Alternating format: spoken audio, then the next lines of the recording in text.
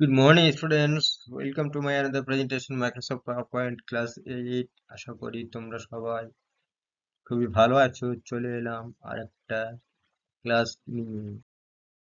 Subject description, story and grammar. Story আছে clouds, grammar আছে use of article. So let's read the cloud.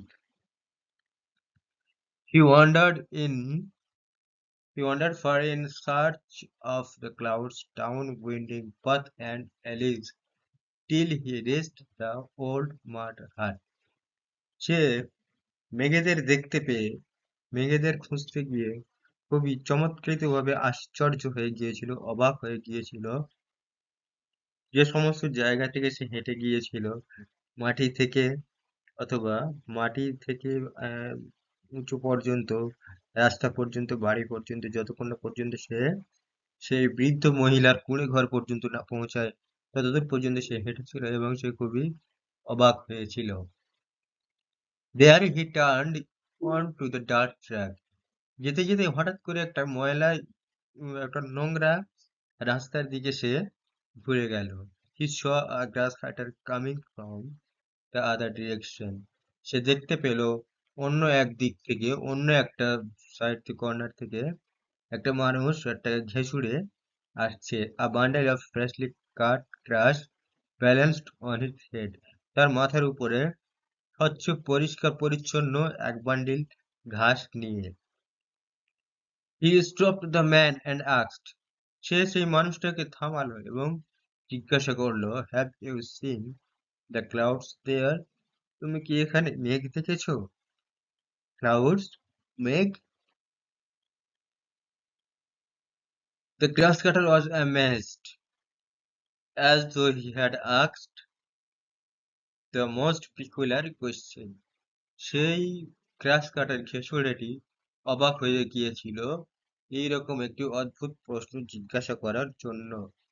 Yes, clouds, হ্যাঁ মেঘ।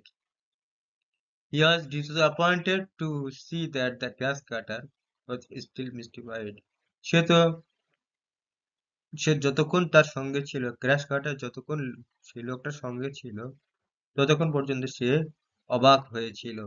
He walked on until he came upon a farmer plowing his field. সে ততক্ষণ পর্যন্ত হাঁটলো বা হেঁটেছিল যতক্ষণ পর্যন্ত সে তার সেই প্লাউইং, মানে নাঙল চষা বা ফসল ফলানো মাঠে বা জমিতে যতক্ষণ পর্যন্ত সে না পৌঁছাতে পারে। He asked him the same questions. Did the clouds come here? সে তাকে সেই একই রকম প্রশ্ন করলো, এখানে কি মেঘ এসেছিল?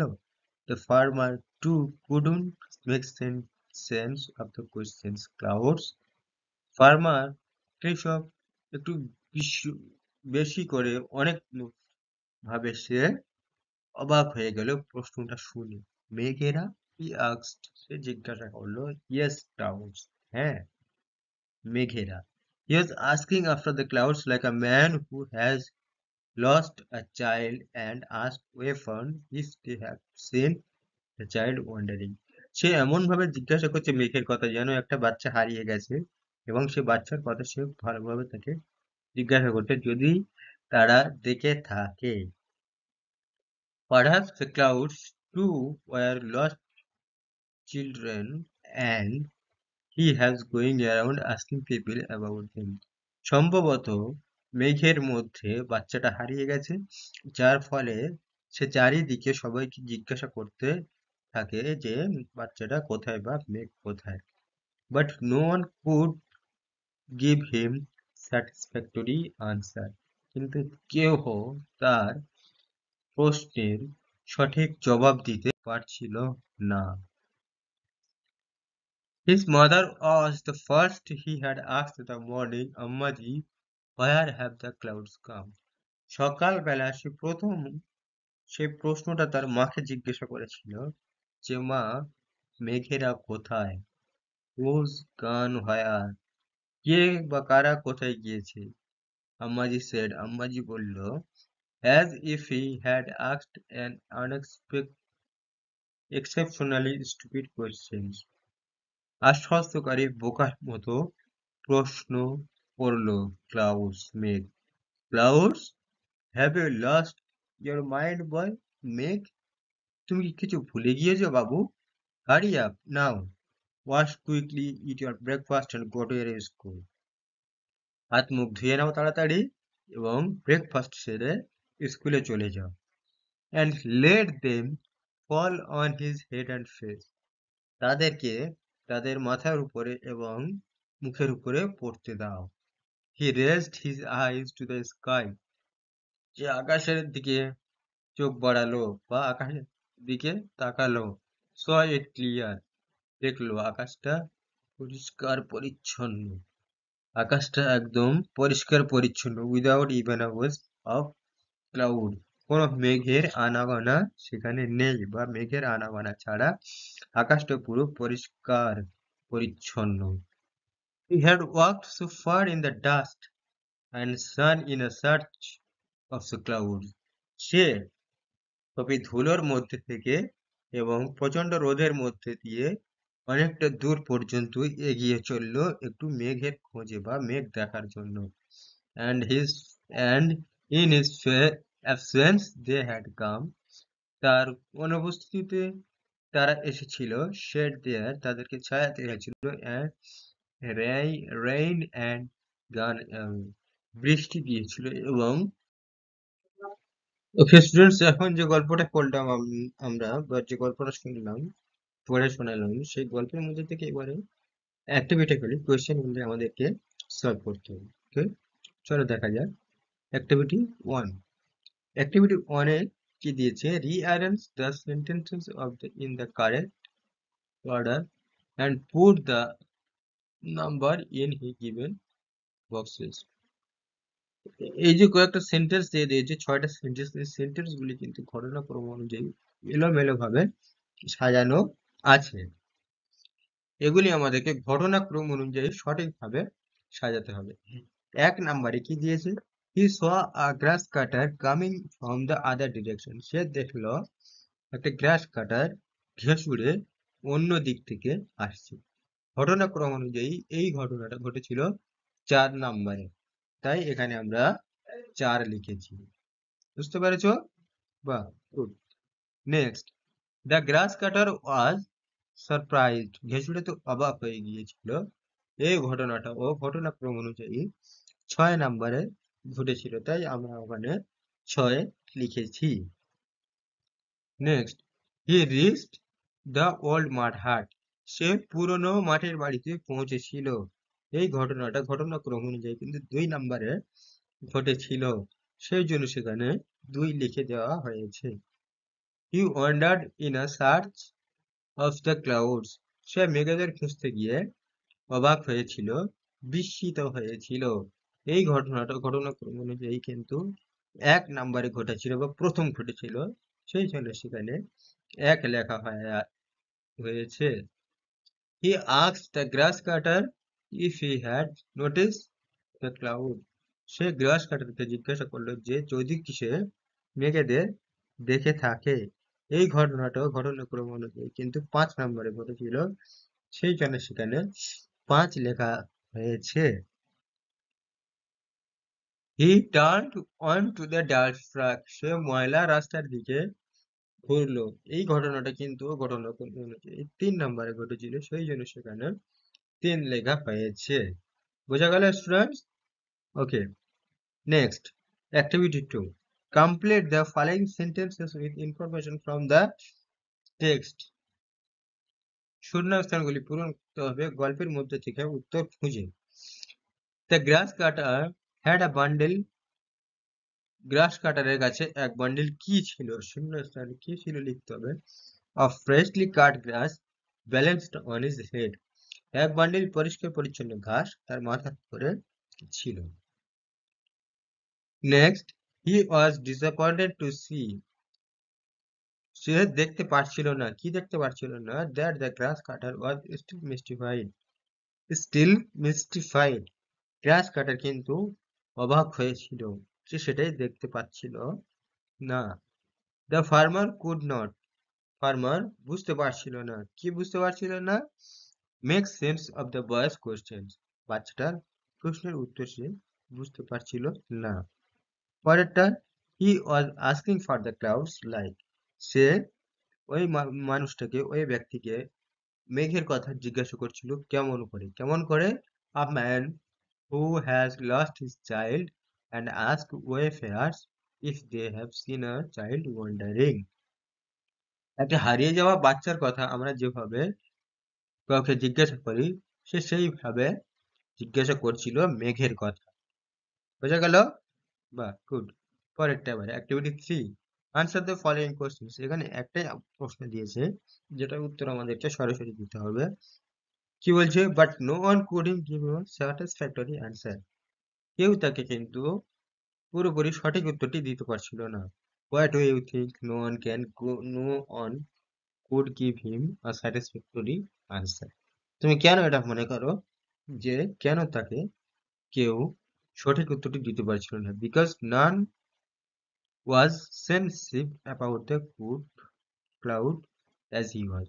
মানে সে যেভাবে মেঘের উত্তরটা চাইছে, সেই উত্তরটা কারোর জানা ছিল না, সেই জন্য কেউ দিতে পারছিল না। ওকে, গুড। এবার আসবো আমরা অ্যাক্টিভিটি 4-এ।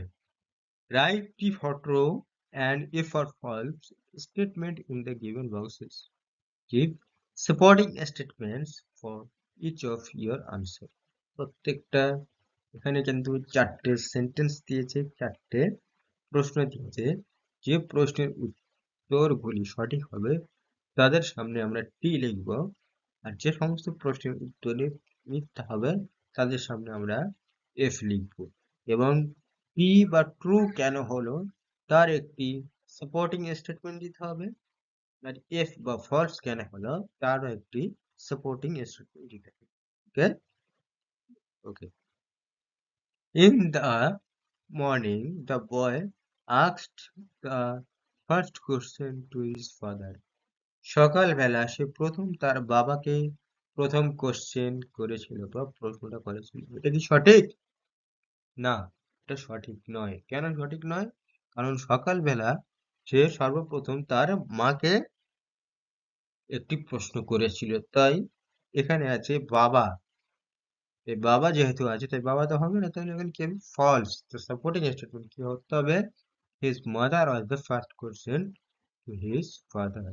সে সর্বপ্রথম তার মাকে কিন্তু প্রশ্নটা করেছিল সকালবেলা। Okay, next. The boy's mother asked him go to school. বাচ্চাটার মা তাকে স্কুলে যাওয়ার কথা বলেছিল। হ্যাঁ, ট্রু। এটা কিন্তু সঠিক বলেছে, এটা সঠিক, ট্রু। কেন? এবার সাপোর্টিং স্টেটমেন্টে কি দিতে হবে? Wash quickly, eat your breakfast and go to your school. তার মা কি বলেছিল? হাত মুখ ধুয়ে নাও, তাড়াতাড়ি খেয়ে নাও এবং স্কুলে চলে যাও, এটা বলেছিল। Next, when the boy got up in the morning he saw that the sky was cloudless. সকালবেলা যখন বাচ্চাটা ঘুম থেকে উঠলো তখন সে দেখলো যে আকাশে আর কোনো মেঘ নেই। এটা কি সত্য? হ্যাঁ, সত্য। তাই ট্রু টি দিয়েছে, টি লিখতে হবে। তাহলে সাবঅর্ডিং স্টেটমেন্ট কি করতে হবে? The sky was clear and empty. পরেরটা, the boy was happy to think that he had fallen asleep. বাচ্চাটা কিন্তু এটাই ভেবে খুশি হয়েছিল যে সে ঘুমিয়ে পড়েছিল। এটা কি সঠিক? না, সঠিক না। False. Supporting statement, and it saddened him to think that he had fallen asleep. এবং সে এটা কিন্তু হঠাৎ করে সে মনে করেছিল যে সে কিন্তু এটা ঘুমিয়ে পড়েছিল। ওকে, এবারে চলে আসবো আমরা অ্যাক্টিভিটি 5-এ। অ্যাক্টিভিটি 5-এ কি বলেছে? Answer the following question. এখানে ও 4টে প্রশ্ন দিয়েছে, সেই প্রশ্নের উত্তরগুলি আমাদেরকে সঠিকভাবে দিতে হবে। কি বলছে? Which questions haunted the boy. কোন প্রশ্নটি বাচ্চাটাকে বিব্রত করছিল? কোন কোশ্চেনটা? Where had the cloud gone. মেঘেরা কোথায় গেল? মেঘেরা কোথায় গেল? এই প্রশ্নটা কিন্তু বাচ্চাটাকে হান্টিং করছিল বা বিব্রত করছিল। Okay, next. What did the boy see in the middle of the night. মধ্যরাতে বাচ্চাটা কি দেখেছিল? মধ্যরাতে, তাহলে the boy was saw In the middle night, the clouds were rumbling. মেঘেরা মেঘেদের রামলিং করতে দেখেছিল মধ্যরাতে। How did he feel as he walked between the fields? যখন সে দুটি মাঠের মাঝখান দিয়ে হাঁটছিল, তখন সে কি অনুভব করছিল? কি অনুভব?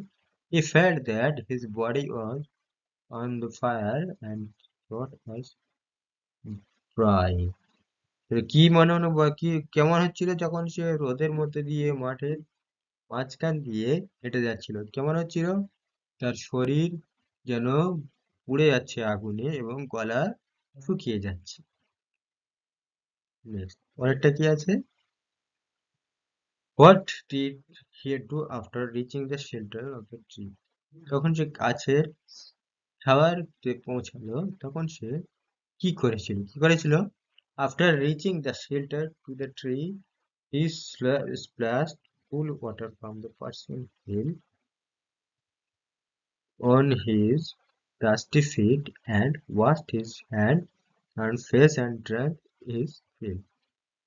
যখন সে সেই পানির কাছে পৌঁছালো, তখন সে তার হাত মুখ ধুইল, তার পা ধুইল এবং সে যথেষ্ট পরিমাণ বেশি করে পানি খেয়ে নিল। এবার আমরা চলে আসবো গ্রামার এক্সারসাইজে। গ্রামার এক্সারসাইজে আছে ইউজ অফ আর্টিকেল। কি আছে? Use of article. আর্টিকেল কি বলছে? আর্টিকেল তো আমরা সাধারণত জানি কয়টা আর্টিকেল? তিনটি। এ এন্ড দা আর্টিকেল হলো তিনটি। এ এন্ড দা তিনটি হলো আমাদের আর্টিকেল। এই তিনটি আর্টিকেলকে এবারে আমরা তো সবসময় তো এক জায়গায় ইউজ করা যায় না, তিনটি আর্টিকেল কিন্তু অবভিয়াসলি বিভিন্ন বিভিন্ন জায়গায় ইউজ করা যায়। তো সেই জিনিসটা আমরা এবারে করবো। কি করবো দেখি?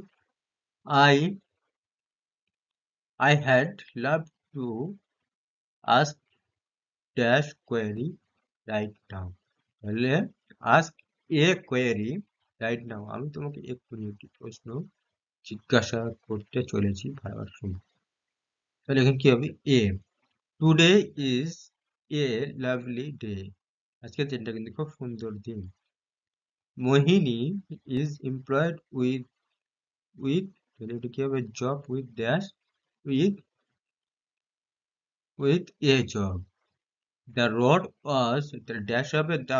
was being crossed by a man.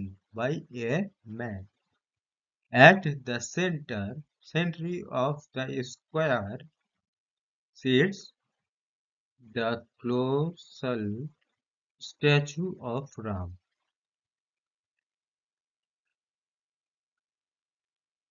Yours is a amazing tale. Yours is the amazing. এখানে দা হতে পারে এবং এও হতে পারে, দুটো হতে পারে। What city is the Statue of Unity located in? He is a member of the separate philosophical movement. Do you know the location of the library? Do you know the location of the library? She is a chemistry MSc. She is a chemistry. মানে ইয়ে হবে। Rashmi is a really special girl.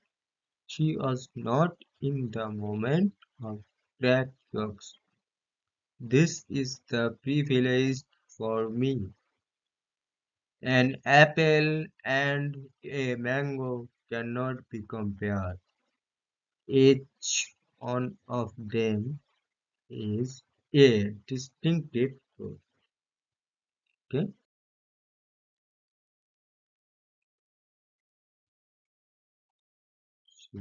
Okay.